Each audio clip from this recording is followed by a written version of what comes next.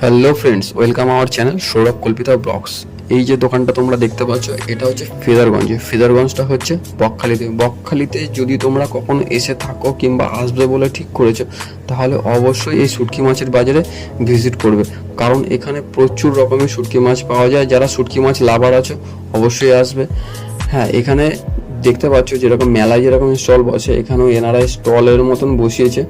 আর এখানে শুটকি মাছ, বিভিন্ন রকমের শুটকি মাছ, এখানে নামও লেখা আছে। আর এটা মশলা ভেবো না, এটা ভেবো না যে তোমরা এটা মশলা। আমরা প্রথম ভেবেছিলাম হয়তো এটা মশলা, কিন্তু এটা লবণ। এই যে মাছটা দেখতে পাচ্ছ, এটা 5 থেকে 6 কেজি ওজনের একটা ইলিশ মাছ। মানে বুঝতেই পারছো মাছটা কত বড় হতে পারে। আরেকটা কথা আমি বলে রাখি, যারা শুটকি মাছ খেতে পছন্দ করো না অথচ ব্লগ বানাতে খুব পছন্দ করো, তাহলে তারা অবশ্যই একটা রুমাল ক্যারি করো।